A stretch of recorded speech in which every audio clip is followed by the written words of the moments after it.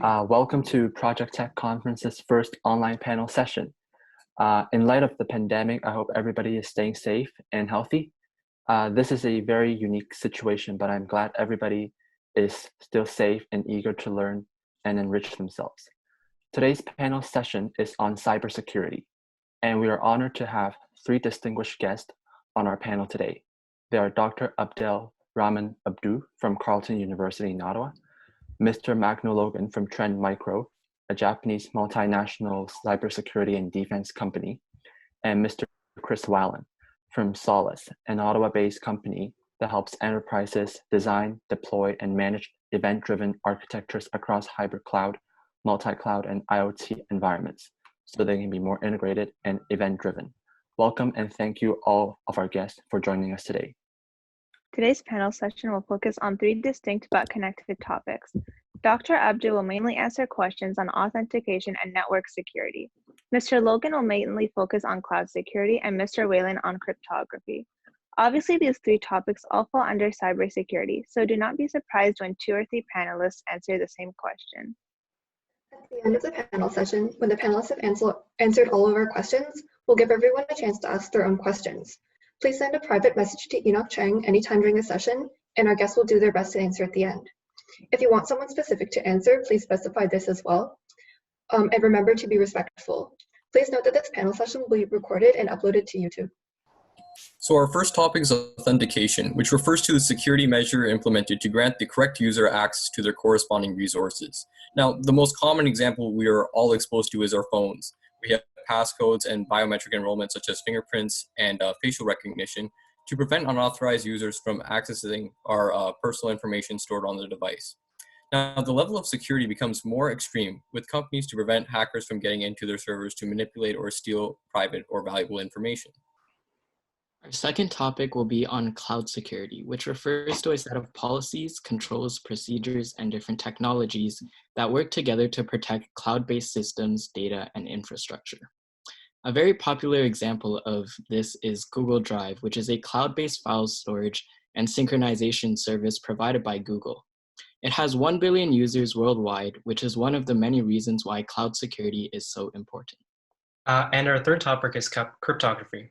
It's a method of protecting information and communication through the usage of codes, which is only readable by intended parties with the correct deciphers. The prefix crypto stands for hidden or vault, and the suffix graphy stands for writing. So without further ado, let's get started. Firstly, Dr. Abdu, could you tell us a little bit about how you got your current position and what projects you're currently working on in the Carleton University Internet Security Lab? Yeah, thanks. So my position is an assistant professor at the School of Computer Science at Carleton University, and this is basically professor position. So in order to get these, you typically need to have a PhD degree.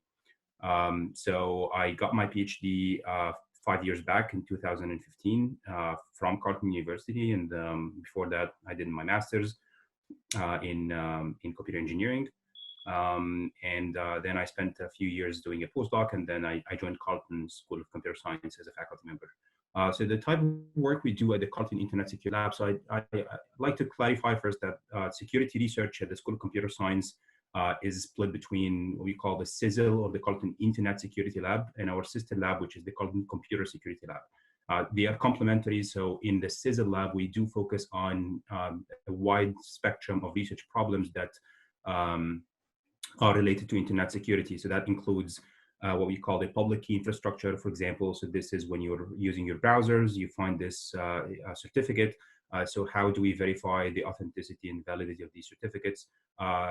Projects related to web authentication, including user-to-device authentication, web authentication, what we call internet measurements as well. So this is a type of or a class of projects where we ask the question of what can we measure from the internet, and how can we make sure that our measurements are scalable to the entire internet worldwide, and how can we analyze the results and basically come up with insights and findings about the state of internet. So these are a few example research projects that we do work at the Carleton Internet Security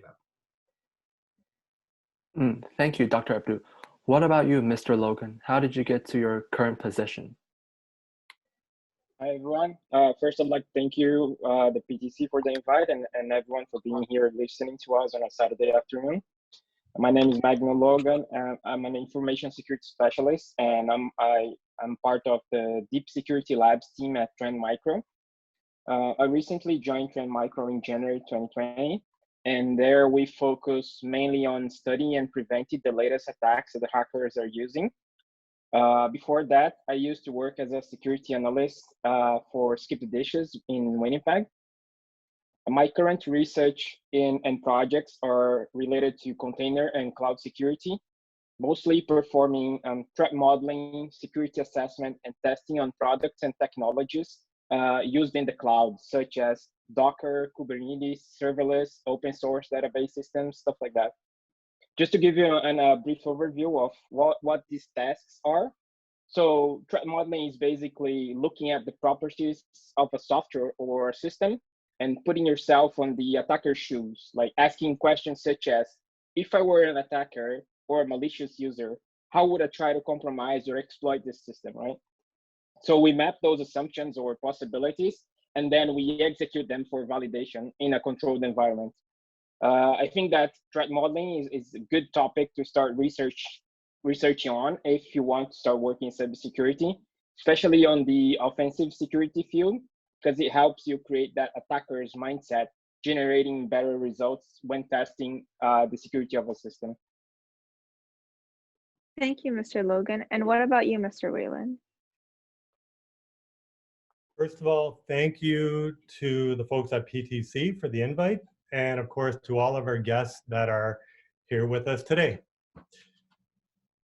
As I guess a young boy and a teenager, I always had an interest in how things worked. I always wanted to take things apart and then try to put them back together again. And when I first saw a computer, I saw this magic box that I'd press the power button on, and it would whir away and lights would flash and it would come on. But I wanted to know what was inside that computer, what made that work. And I figured that out, and I wanted to learn more about computers and software and systems and networks. And I developed an interest in hacking, but in the good sense of hacking, in that I wanted to explore the boundaries of a system or a game or an application.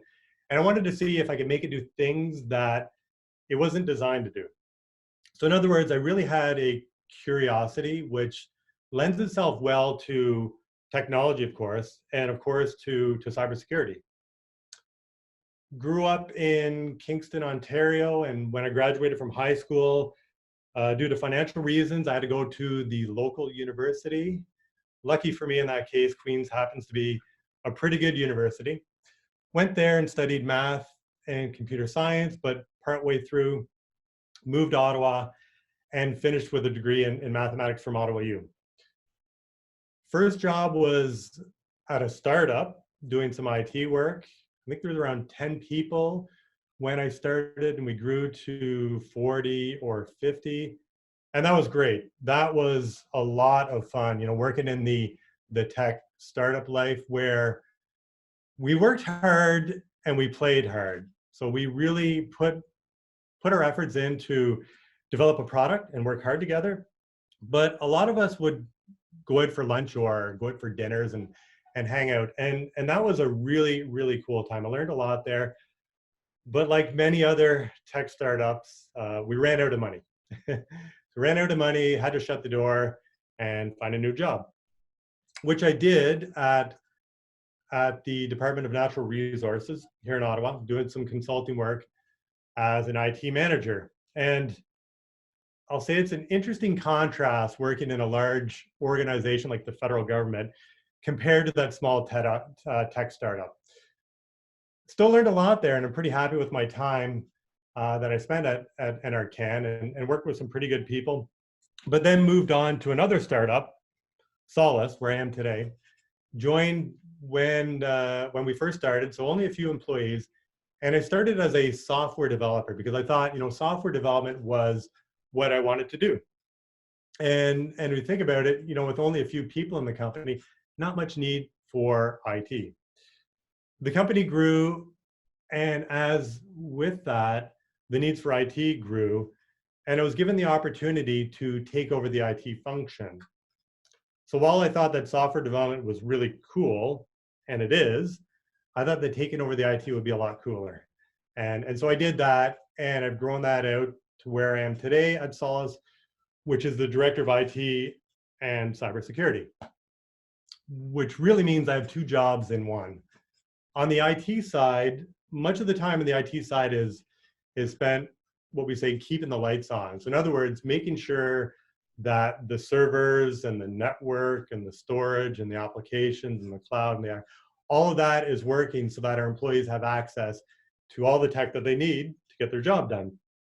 Where I will spend more of my time on the IT side is charting the strategy. So looking at new technologies, determining what projects we're going to take on and what the requirements for those projects are, and putting the right people in place to execute on that. But I really spend the majority of my time on cybersecurity. And for us at Solace, that means executing on our cybersecurity strategy, which is implementing what's called an ISMS, or an information security management system, which is just a fancy way of saying we need to formalize a bunch of security policies and standards and procedures and controls to cover things like access control, or vulnerability and threat management, or cryptography, or security incidents. So what I like to do though is in addition to that, I like to bring in technologies that may not be a requirement for our program, but things that I feel that are important, like multi-factor authentication right across the organization, advanced email filtering for spam and for email phishing, next-gen endpoint protection, which is replaces the traditional antivirus, and so on. Finally, I have 8 people that report directly to me, and so I help guide them with the work that they need to do to achieve our objectives. And of course, along the way, I give them guidance on their career goals. So a lot of work, a lot of responsibilities, but it's a lot of fun. Yeah. Thank you, Mr. Whalen. Now, Mr. Logan, what measures are companies taking in order to ensure their networks and data are not infiltrated by hackers? Sure. This may sound a bit of cliche, but from my experience, it all comes down to the end user. So most of the target attacks, or APTs as we call them, advanced persistent threats, will start with some kind of social engineering or target phishing emails, which is also called like spear phishing, right? So for an example, the attacker learns about the victim and looks for what he or she likes, and then sends a phishing email tailored to that person, which has a higher rate of them opening the email and clicking on the link, right? So for example, if I know that my target likes dogs, I wouldn't send him or her email pictures of cats, right? So it wouldn't be effective, right? So I'd probably send cute dog photos, which would have a higher chance of that person to open an email and clicking on the link, right? And what I think that link would lead for like a malicious website, would download a malware, which is malicious software, into the victim machine, and it all starts, right? So I think that the best way, like one of the things that Chris mentioned is having a good spam filter. It helps a lot, and reducing the amount of malicious email that you receive, and that's able to go through the filter that you have, but also training and awareness for the employees, for the users that you have, and also having some kind of multi-factor authentication, which is usually a token that you can provide besides your username and password. Those are, I think, the best ways to prevent against those attacks. Yeah, thank you, Mr. Logan. And I guess for Mr. Whalen, more specifically, what is your company looking at in terms of ensuring that your networks and data are not compromised? Right. The saying in cybersecurity is, as the defender, you need to be right 100% of the time. As the attacker, however, you only need to be right once. So it's a challenge. Put that another way, you can't stop determine adversary from getting into your network or getting at your data. You're going to have incidents, security incidents. So you need to do everything that you can to make it as hard as you can.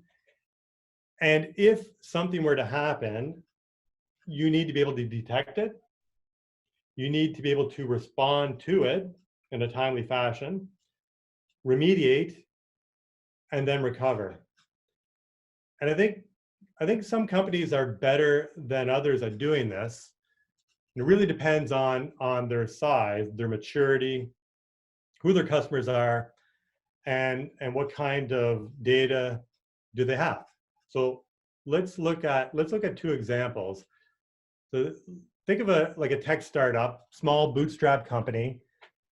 Their sole goal, their immediate priority is pushing hard for an MVP, their minimum viable product.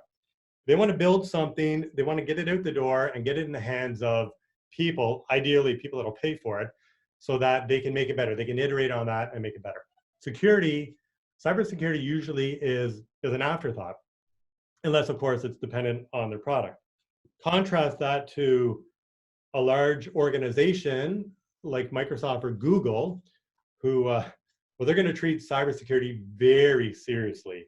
They're going to put a considerable amount of resources and effort into securing their systems and also securing their product. They have armies of people working on that.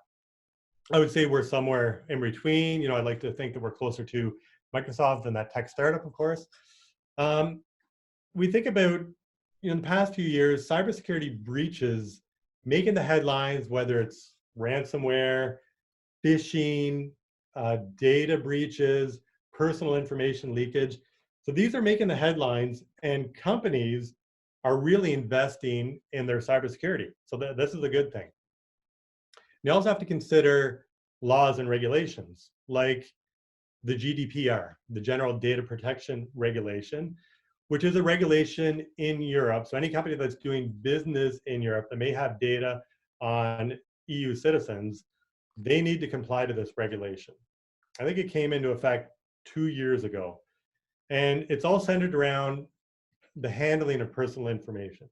So any information that the company mishandles, any personal information they mishandle, well, they're subject to very large fines. We're talking millions of euros or millions of dollars, in some cases, hundreds of millions of dollars if they're caught mishandling personal information. And certainly our company needs to comply to GDPR. So what are companies doing, like Solace? Well, investing more in their cybersecurity programs. So hiring people, investing in technologies. And really, if you think about it, it just makes good business sense to be investing in those programs. And in some cases, it can really help sell their product. You look at SMBs, small and medium-sized businesses. Well, specifically, they can take advantage of cloud-based technologies like Microsoft 365 for their email, for their content management, collaboration, customer relations, all of that. In doing so, the company's taking all the challenges for cybersecurity and maintaining that infrastructure and the applications and all the problems that go with and all the risk, and they're shifting that to the vendor, in this case, Microsoft, who they're going to do a much better job than a small company are. And at Solace, that's what we do. I've been pushing hard for many years to move as much as we can into the cloud, because I would much rather trust Microsoft in handling my email than us trying to do it. They spend their days, and they have armies of people that are going to do it. They're going to do a much better job at us, and that lets us focus on more important things in the company. So, Mr. Whalen, on the topic of protecting information, could you explain to us what cryptography is and outline what role it plays in preventing hackers from attacking the systems we have in place to keep us secure? Mm-hmm. Right. Well, cryptography, simply put, is a way to hide the true meaning of information. So, for example, you take plain text. So these are the words and sentences you might see on your screen in a Word document.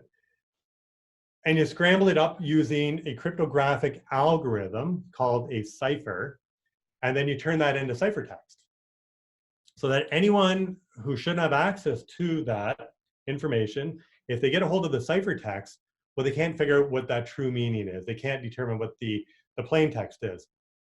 With cryptography, many people think cryptography is synonymous with encryption, and that's true.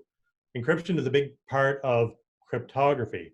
So with encryption, you take plain text, you run it through your cipher, you create ciphertext as a result, and then you can go in the reverse. That's the encryption part. You can take the ciphertext, run it back through your cryptographic algorithm, the cipher, and then as a result, you get plain text. So that's the decryption part. But cryptography also includes something called hashing. And with hashing, that's a one-way function. With hashing, you take your plain text, you run it through your cipher, the hashing algorithm, and the end result is the ciphertext, what we call a hash. But you can't go the other way. You can't take the ciphertext or the hash and put it through the cipher and get plain text as a result. Okay, so that's cryptography. How is it used? In cybersecurity, there's something, the core principles of cybersecurity is something called the CIA triad. So it's a triangle, and that means confidentiality, integrity, and availability. Now, cryptography does a really good job at confidentiality and also integrity. So it covers off two of those CIA triad. In addition, it can provide for authentication and non-repudiation for sensitive information. Cool. Well, where is it used?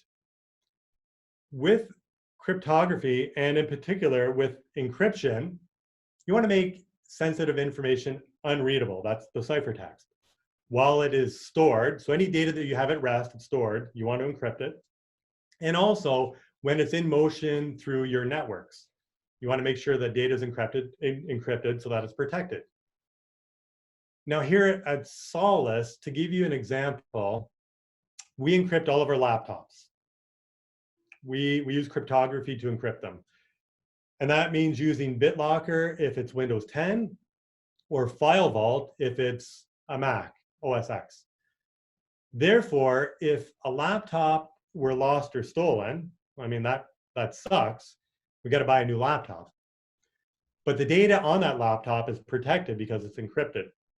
And further, we've got other controls in place so that we can remotely track the laptop, lock it down, and wipe it. In other words, with cybersecurity, there's a concept of what's called defense in depth, meaning you've got multiple layers of security controls, and cryptography is an important part of that. Mm-hmm. Yeah, so on the topic of cryptography, could you explain more what are keys, as in like private and public keys, and how are they used? Yeah, that's a good question, thanks. Earlier I talked about plain text to ciphertext, and then ciphertext back to plain text. So you do that using a cryptographic algorithm. That's the cipher. The cipher is known, so the algorithm is known. It's out there. Anyone can take a look at that algorithm. You can study it, you can critique it, and that's all part of something called Kirchhoff's law. In other words, the algorithm needs to be exposed to debate, we'll say. Anyone finds a problem with the cipher or the algorithm, well, then you can fix it. You can update that algorithm, or maybe you replace it with something better. But the key, well, the key is a secret that goes into the cipher.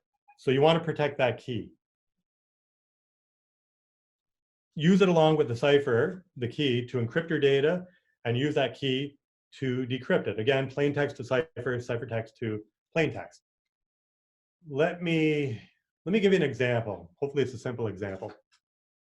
The cipher in this case, or the algorithm, take the numerical equivalent for each letter in the alphabet.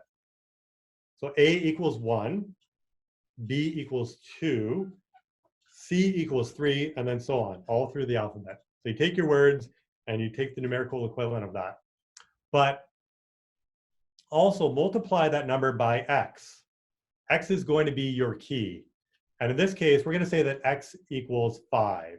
So your key is 5. So no one knows what that is. They know the algorithm. I know it's a simple one, but they don't know what your key is. That means A is 1X, which is 5. B is 2X, which is 10.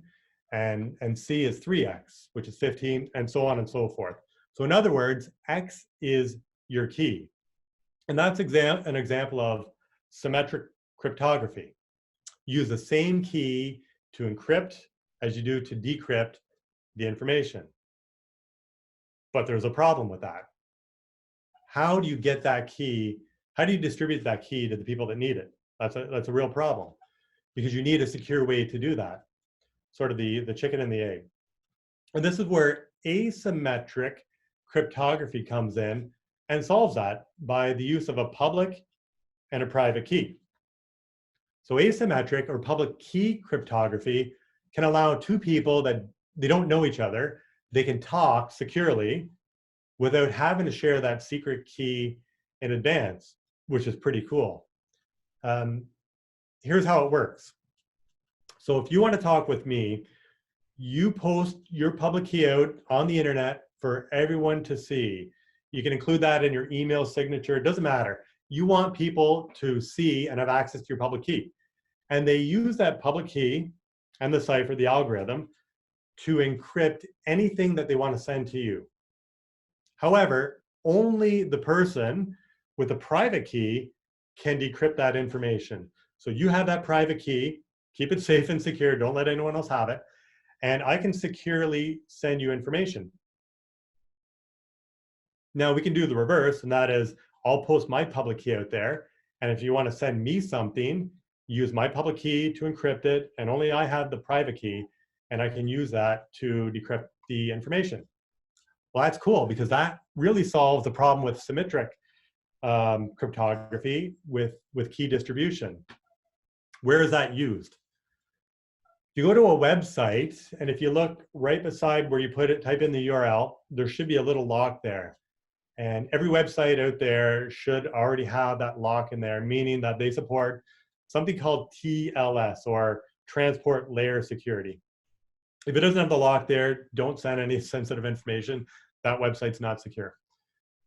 So what happens is your browser goes to the website and it downloads something called a certificate,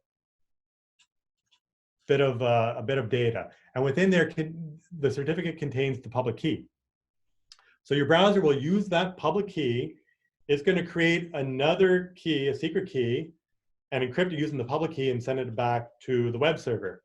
And by virtue of doing that, now you can use symmetric cryptography. You've solved that problem of key distribution because you've securely sent the web server through asymmetric cryptography the secret. And really, that's where asymmetric or public key cryptography is used today. It's really used to set up symmetric cryptography. And the reason is symmetric cryptography is, I believe it's 1,000 times faster. It's much faster than asymmetric cryptography. And so that's where it's used and why it's used there.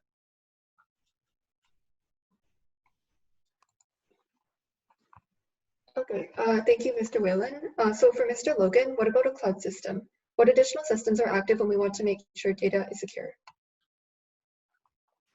That's a good question. Although the cloud infrastructure is much easier to set up, most of the services are not secure by default, right? So before even thinking about creating a server on the cloud, you need to understand how that server works and what security features does it have that you can enable before putting it in production, right? This process of securing a system before you start using is usually called as hardening or system hardening, right? Cloud system attacks are mainly caused by misconfiguration or improper security settings, because since they're easy to set up, they're also easy to make mistakes, right? So most of the attacks we see in the wild are either related to information leakage so where the company leaves their backend services exposed to the internet somehow, or someone from inside the company exposed their cloud credentials, such as the API keys, and the attackers are able to log into that cloud account, and they start spinning very expensive servers to mine cryptocurrencies such as Bitcoin. So crypto mining, as we say. So the two things that we mentioned here, first, exposing the backend services, right? So it's misconfiguration issue. Before you create a database in the cloud, you need to make sure that it's inside your virtual private network. It's protected. It has some form of authentication, preferably two-factor authentication, right? And also, like, you have to create mechanisms to detect when someone starts using your cloud account in ways that you're not supposed to. So like spinning very expensive servers are not normal. So you should flag that and create alerts to detect those. And also, Mr. Logan, we hear the terms software as a service, platform as a service, and also infrastructure as a service. So could you explain what they are and what they do? Sure. Those are three different kinds of services that cloud service providers offer, right? Some providers, they have all those three options, and some of them just have one or two of them, right? So IaaS, infrastructure as a service, that's when the companies provide the infrastructure for you, right? You don't need to worry about buying hardware and having a data center to like host your website, right? You can quickly spin up a server in a data center right now, start using it. All you need is a credit card, right? So some examples of IaaS or AWS, Amazon Web Services, Google Cloud Platform, GCP, and Azure from Microsoft. Those are the three most common ones that people and companies use. For platform as a service, here, besides the infrastructure, like in the infrastructure as a service, they also provide the platform and the application servers for you that you need to run your application. So you only need to provide your application code. That is, you need to develop, and for that you would either need to know about programming or you need to hire someone that does, right? So you just get the code and then host on this this platform as a service system, right? Some examples here are Heroku, OpenShift, and Pivotal. And for software as a service, that's when the companies provide the full application for you, right? You don't need to worry about hardware, operating system, servers, or even the application code. So it's just like a service that you hire and you pay for it. When you don't want any more, you can just stop the subscription or something like that, right? So you only need to manage, if you have like a SaaS service for your organization, you only need to manage that the users that your organization is using, right? So some examples here, like Google Drive that we mentioned earlier. There's also G Suite, Dropbox, Salesforce, and Office 365. Even Netflix is also considered our SaaS-based service, right? So you just pay a subscription, you watch your movies and series, and if you don't want any more, you just cancel the subscription. Everything there is done for you. Yep, thank you, Mr. Logan. So back to Dr. Abdu. Can you explain what a firewall is and how it works?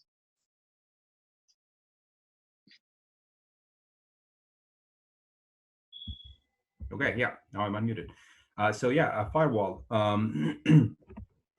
So from a network perspective, if you think about a group of devices, something as simple as your home network, for example, where you have your gateway, the router or the modem that was shipped to you by your internet service provider, and then there are a bunch of devices in your home, right? You have your phones, tablets, maybe a couple laptops or a desktop or something. So this is a small network, and every packet that comes in and out to this network goes through your gateway, right? So the idea of establishing what we call a perimeter network is basically the idea of building a fence around your house or around a city or something. So why would you want to do that? To prevent unwanted visitors or guests or people from coming into your place, and to be able to do that in a practical way, you have to have a gate, right? So that's That's what basically a purpose of a firewall is. So what we refer to as the firewall is basically the application that runs on your gateway. It's not really the wall that surrounds your network. It's basically the application that runs on your gateway that does that level of controls. That controls what goes in and what goes out of your network. In order for that firewall to be effective, we have to establish this virtual parameter. So you have to design a network in such a way that all the packets that go into the network and come out of the network has to pass through the firewall. Otherwise, it's useless, because if you have devices that are able to communicate to the outside world back and forth without going through the firewall, then what good is the firewall doing, right? So we established this parameter, we configure the network in a way that all the packets has to go in and out through a choke point.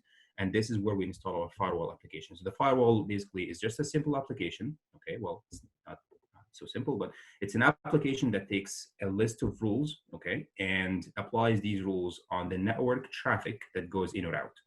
So we say things like, hey, firewall, could you please let all packets originating from our network to the outside world heading to websites, could you just let those pass out, okay? And we specify this by what we call, so in the networking world, when we connect devices to each other, these devices, they exchange packets between themselves. So how do devices understand these packets? So if you just send your data, right? If think of WhatsApp, for example, or some messaging application, you're sending data, you're sending, your English messages, you're typing stuff, words, hi, hello, that kind of thing. Is this the only piece of information that gets transferred over the wire and sent on the other side? Of course, if that was the only piece of information, then we ask the question, well, how would intermediate routers and switches, the tens of devices along the way, how do they identify where would that data go? And the way this happens in networking is by attaching an extra piece of information to these messages, which is what we call packet headers. So when you type, hello friend or something, and then you hit send, this message, okay, gets transferred, through your device. Before it gets put on the wire, some headers get stapled to that message, and these headers say things like where this message is headed. Okay, so what the destination IP address is, what we call the IP address, is the addressing scheme that we use for the internet. So what's the destination of the message? What was the source of the message? And the source is obviously used so that the recipient is able to respond to that message when it's received. And what application has generated that message, right, in the form of what we call a port number, or what application is expected to receive or handle that message when it arrives at its destination, right? So should it go to a web server? Should it go to a WhatsApp application? Should it go to, what we call an SSH server, for example, which is a remote terminal login service, or a remote login service. So this is the type of information. So when we instruct firewalls to allow packets in or out, we instruct them through this extra piece of information that the firewall sees attached to the message. Okay, so we tell the firewall, when you see a packet with a header that says this is going to a web server, then please let this pass, or please block this. Maybe we have a network that we don't allow people within the network to visit websites, and so on. So this is how a firewall works. It works basically, it's an application that receives a set of rules and applies these rules on every packet that goes in and every packet that goes out of the network. And these rules are mostly, at least for the most basic, or what we call the packet filter firewalls.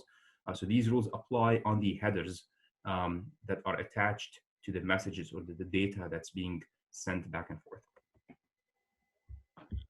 Continuing on from the last question, are there any real-life examples that you can think of where a company's data has been leaked from their server? And what was the issue in their firewall that allowed this information to be leaked? Yeah, that's a very good question. So every now and then we hear about a major data breach happening to some of the big companies and whatnot, and it makes headlines. And so one of the recent ones, for example, is the 2017 Equifax data breach. I guess probably most of you have heard it. It was a big thing. It made headlines. 140 million people were affected. Those would be people that the Equifax company was keeping track of their credit scores. And the significance of this data breach was because Equifax has lots of sensitive information that it keeps about the people, information such as, you know, your personally identifying information, your name, your address, your social insurance number, and so on. And this information obviously should be kept private. And so the way this breach has happened is that, of course, when we have, you know, companies run applications, there's servers, and the servers are running software. And so this software oftentimes has what we call bugs. And these bugs, maybe sometimes they are, a software would have a bug because the developer of the software did not write a software in a proper way that sort of prevents that software from being exploited or having that bug. So because it becomes almost infeasible for every company to write every line of code on its own, then what companies do is that they dispatch lots of software. They use, you know, software. They purchase software from you know, companies like Microsoft, or they use open source software that helps them establish their business. Because you obtain those programs, those applications, and that software from outside, then you don't really know what bugs do these software have. So the common advice is keep your software patched all the time, right? If a patch is a software update, that people realize that this software has this bug or this vulnerability that can be exploited by attackers. And so when a vulnerability is found or a bug is found, then a patch is released, and then everyone is advised to immediately update their software. The problem here is that, yes, you can have a network topology, yes, you can have a perimeter, and yes, you can have a very strict firewall. But if that firewall is preventing 100% from your traffic in and out, and the company basically is fully isolated, right? So at the end of the day, you have to allow some traffic in or out for the benign operation of the company, right? If the company was basically a web, you know, hosting a website, then you have to allow traffic going in to the web server that is hosting that website, and traffic going out to respond to browsers and users' requests to visit the website and download the website's pages, right? And this is basically where attackers almost always operate, okay? So firewalls do not stop attacks where the traffic that went into the company, the affected network or the affected organization, has legitimately passed through what was allowed by the original firewall configuration. And that's the case in the Equifax data breach. So there was a software that was running that had a bug, and to exploit that bug, you simply had to interact with the company's websites normally through as if you are a regular user. So there were no bypassing to firewall rules was required. There was no exploitation, at least from what the company has explained after the fact. There was no exploitation to the firewall itself. So the firewall was doing its thing. It was doing its thing perfectly fine. But the traffic that the firewall was instructed to let in, which is the regular legitimate users' traffic, is what has allowed the attackers to exploit remotely the buggy software that has allowed the attacker to run malicious code and leak huge amounts of information that way. Mm-hmm. Yeah, and from a personal perspective, we all have phones, and most of our phones are equipped with biometric enrollments, like fingerprints and facial recognition. So what are some of the pros and cons that you've witnessed with biometric enrollment? So biometric based authentication, like fingerprint and maybe voice recognition, we classify those into two. If you think about it, we have the physiological biometrics, like your fingerprints, your iris, features, or your voice, for example. And we have what we call behavioral biometrics, right? And these tend to rely on the user's behavior. So how do you swipe on the screen, right? It's just like your signature. How do you walk, which is what we call gait analysis. So the entire class of biometric-based authentication if you think about the authentication problem, which is basically the problem of how a device can automatically verify the identity of a human user, right? So from a research perspective, for any discussion on authentication to be meaningful, you have to cut down that problem into two. So whether you're doing a user to handheld device authentication, so I am authenticating to my phone, or I am authenticating to my laptop, or whether you're authenticating to a remote device, right? So I am authenticating to Gmail, or I am authenticating to, you know, my university or my school account, and so on. So as it turns out, local handheld devices, because they have lots of sensors, they have gyroscopes and GPSs, and of course a whole bunch of other sensors. So they could leverage all that amount of processing to verify identities of the user that possesses the device, right? This ability is not found in remote servers. So Gmail, for example, in order for Gmail to use my location, it will have to rely on the location information that my device has sent to Gmail, which means that Gmail has to trust my GPS device or the GPS coordinates that my phone has sent to Gmail. Okay, so a remote Gmail server, for example, cannot ask you to stand up and walk around in the room to see how you walk, just as your phone can. And again, in order to do this, it would have to rely on the phone's own reading and then have the phone securely communicate what it found to Gmail. So that's basically the problem with biometrics, is that biometrics would probably never replace our remote user to device authentication. So they do act as a very good, they have a very good potential to be a successful user to device, so handheld device authentication mechanism, but not as a user to remote authentication. In user to handheld devices, we have the ability to utilize the sensors of the phone to build the user's profile and then allow the user to use their physiological or behavioral biometrics to log in. But then the question remains open as to how could we allow biometrics to have a successful login, remote login, without relying on the intermediate device. That remains an open question. And so from the perspective of pros and cons, we have the problem of cost, because oftentimes you need some specific hardware sensors that read your fingerprints, for example. So compared to passwords, they almost have no cost, right? You don't need to pay anything compared to a bunch of other alternatives would have, like if you're sending a text message, then that would cost the company some money, and so on. So cost, they are a little bit more expensive than other alternatives, typically passwords. And also one other problem that is important to think about when you think about the authentication research question is recovery, right? So if you lose your password, or if your password gets compromised, one of your friends have guessed your password, for example, then what do? You basically reset your password, you change it. It's that simple. But what if a remote server decided to employ a biometric authentication, and it started to store the user's fingerprints, and then those got leaked, okay, through a company breach or something? What are you going to do? So how would you reset?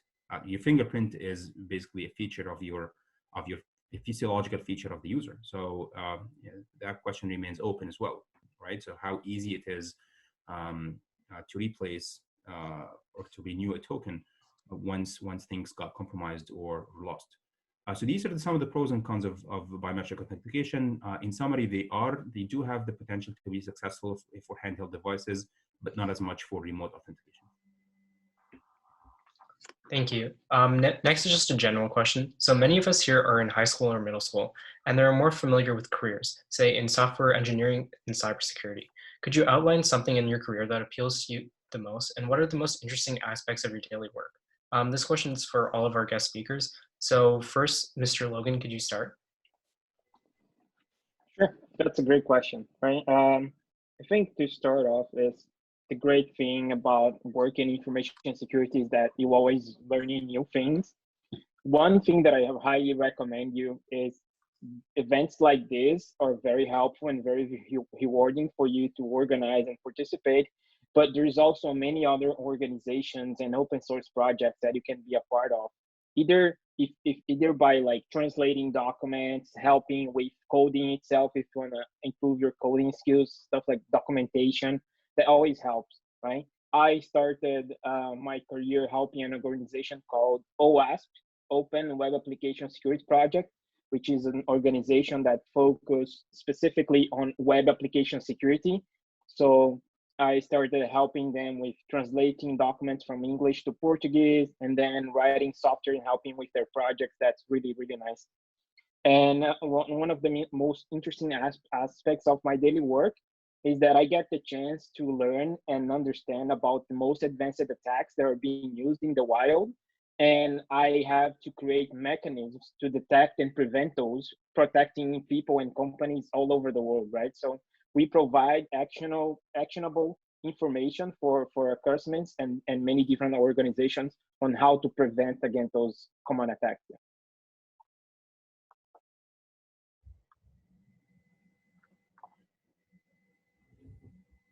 Yeah. Mr. Willing, could you, do you have anything to add to that?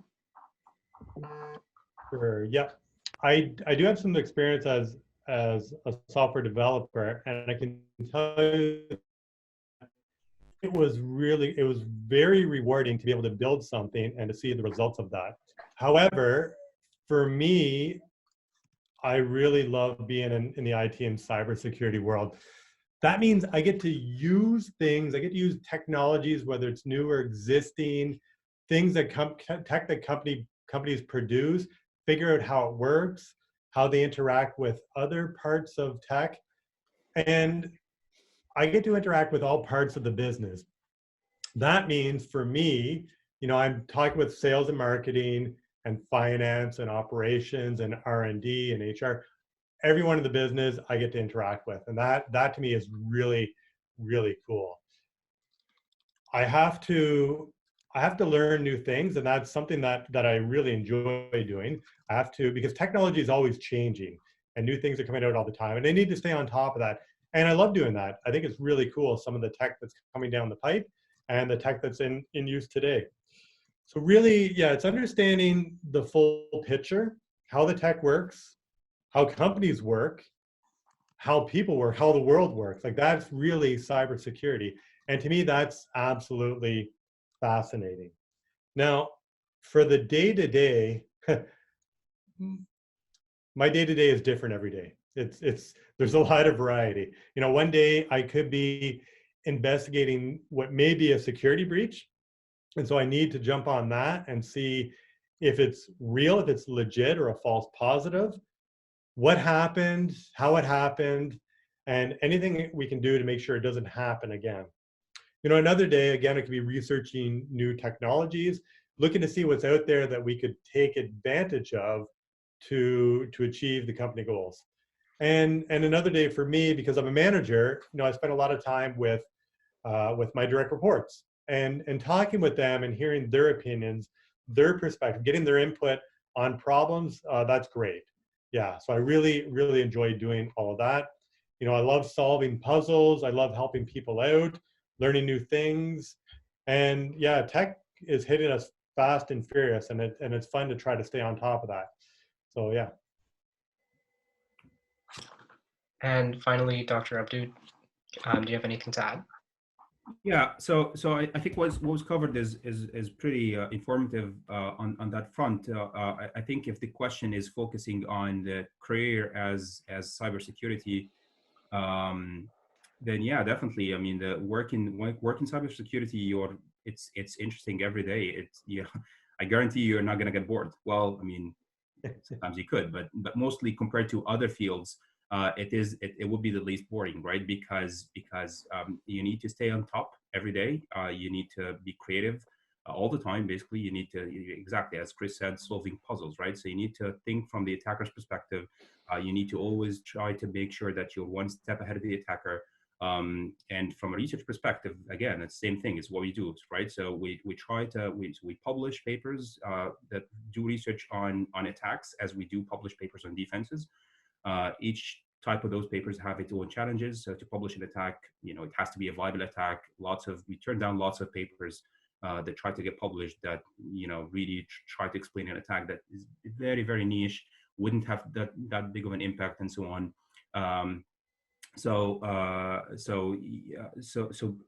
Removing your defensive hacker and defensive hat and putting on your attacker's hat, and you think from the attacker perspective, and then doing the other way and you think from a defensive perspective, that's just it is very amusing. And I do encourage everyone here in this event to think seriously about a career in cybersecurity. It is very interesting. From the perspective of my own career as a faculty, some people like it, some people don't. I guess maybe it's probably too early for you to think about this at this stage. But if you want to have a little bit of also information about what my day-to-day looks like, so what we do is that we run this lab, meaning that we invite visiting researchers, we supervise graduate students. So our research group is now we are 5 security professors and about 20 or so students now that we supervise, collection of PhDs, masters, honors project students, like senior undergraduate students. They all do research. They all work on very sometimes challenging yet very interesting subjects. The part about collaboration with the international security community is probably what I like most. The security community is growing. The international security community is growing substantially now, but it's more or less, it's not as big as other fields, right? So it's a nice number of people that probably after spending a few years in the research security community, you can know most of them. All bright people. We can wake up in the morning, someday thinking that you found or maybe envisioning a solution to a long-standing tough security problem, contacting somebody from a university of something at this country, telling them, hey, you worked on this problem before, I had this solution, what do you think? Hey, let's collaborate. Looks like this is going to be a viable solution. You work together, your students work together, you write a paper, you publish, you meet them at conferences. So it's a very interesting career from that perspective. Yeah, and to all of our guests as well, what is some advice that you can give to our audience who want to pursue a career or perform research in the cybersecurity field? Dr. Abdu, do you want to start off first? Yeah. So advice to those who want to pursue a career in cybersecurity, I guess more or less like a common piece of advice, but I think it specifically applies to security. So what you need to have is patience. So research in general requires patience, and specifically in cybersecurity, it does require a lot of patience. In other fields, if you think about software engineering or networking, one problem that you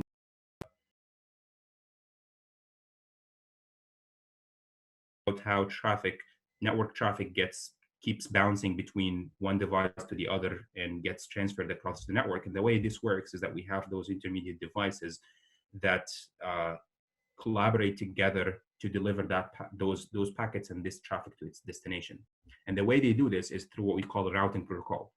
So they maintain information about how the network is connected and where the cables that connect these devices are, and how should we send, I'm a router, I am connecting to 4 other routers, and I now have a message that I need to send. So which of the 4 other routers do I send this message to, right? So this is the routing problem. If you are researching into improving the routing algorithms, then if you manage, you're going to come up with a metric and say, okay, so I'm going to calculate how efficient a routing algorithm is by means of counting the number of packets that this routing algorithm can deliver in a short period of time, in a minute, okay? And say, okay, 100,000 packets in a minute. Now, if I manage to come up with a routing algorithm or an improvement over that one, that would, instead of having it 100,000 packets a minute, maybe causing it to be 120,000 packets a minute, then I've made an improvement. So that's an improvement, even though it's small. Now, this this analogy doesn't really apply in security and security research. So in security, it may sometimes tend to be that you either have to, work all your way through to find a good, solid, a powerful defense mechanism that, yes, you can somehow argue following some threat model that this is not going to be compromised following all the assumptions that you make about your attacker, which is a lot, right? Or think from an attacker's perspective, trying to attack a system that has been, long-standing, people thought it was secure, but then you found this hole that you could, or this weakness that you could now exploit, okay? So security research in the grand scheme of computer science fields is a bit different from other fields from that sense. And that requires substantial amount of patience, but rest assured, it is likewise substantially rewarding. Great, thank you, Dr. Abdu, and thank you to all three of our panelists for giving us their insights. So we're now opening a open Q&A session, and there are a few questions in the chat, so let's start with this one. What is your biggest concern in the industry right now and in the future? Dr. Abdu, would you mind answering this one first? Can you say the question again? Yeah, sure. What is your biggest concern in the industry right now and that might occur in the future? So the concern in the industry, well, cybersecurity and attacks, they have been our greatest attacks. They have been our greatest concern. They are currently, and it's likely that they will continue to be for the future.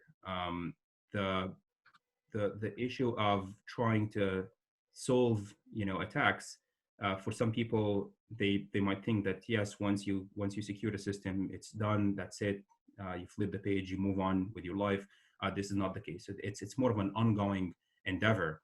And from an industry perspective, some of the elite companies, they do have lots of resources that they can pour into finding and building secure systems.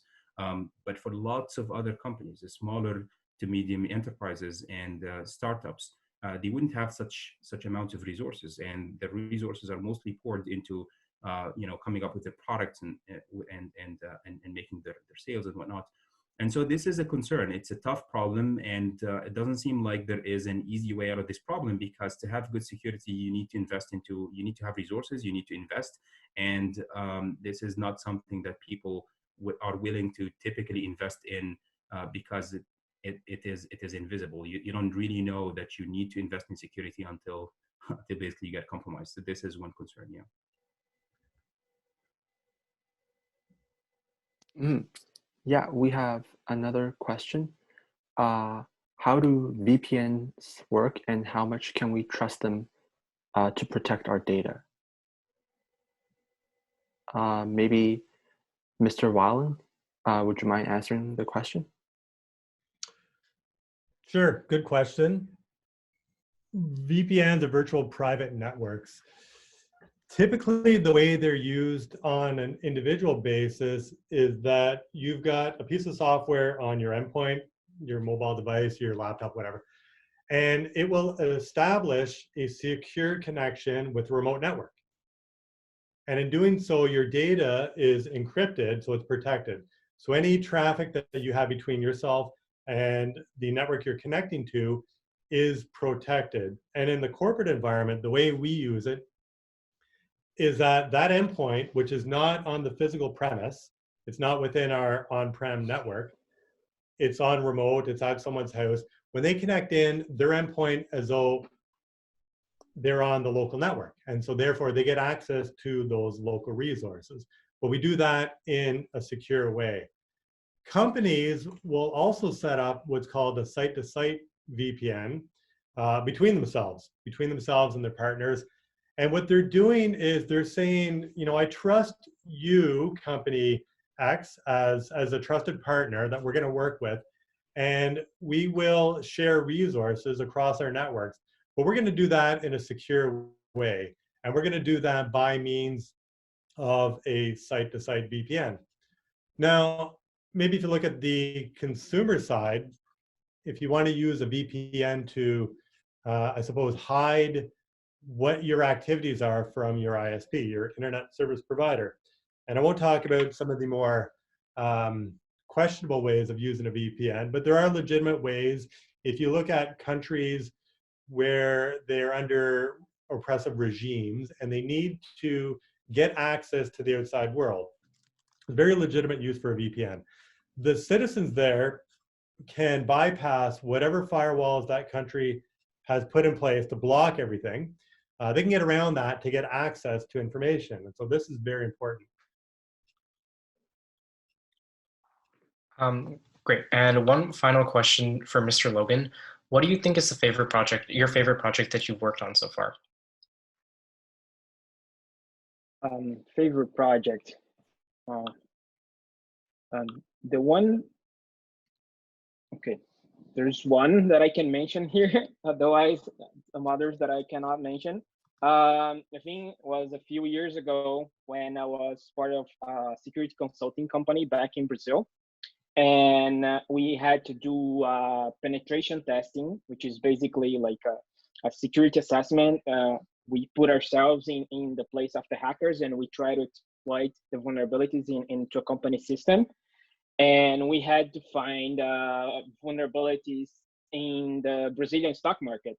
So in Brazil, they have a stock market similar to Canada and US, and they have very large systems, and technically they should be very secure, right? And so we got hired to do that testing there. And like we tried many different ways to exploit the system to find vulnerability in their applications, and we couldn't get in. So one of the things that we did was, this was years ago, like maybe 5-10 years ago, we dropped a USB drive with malicious software inside the building of the stock market, and someone got that USB drive and they plug it in, and then we were able to access the network. So that was a cool fun project that I can mention. Yeah, so unfortunately, we really have to wrap up right now. Thank you to all three of our guests, Dr. Abdelrahman Abdou from Carleton University, Mr. Magno Logan from Trend Micro, and Mr. Chris Whalen from Solace for doing such an excellent job in answering all of our questions. As well, thank you to all of our audience in supporting our first ever online panel session. We hope that you have learned a bit more about cybersecurity today, and that our panelists' personal experience will motivate you even further. So until then, stay safe, everybody, and thank you very much for joining us again. Thank you.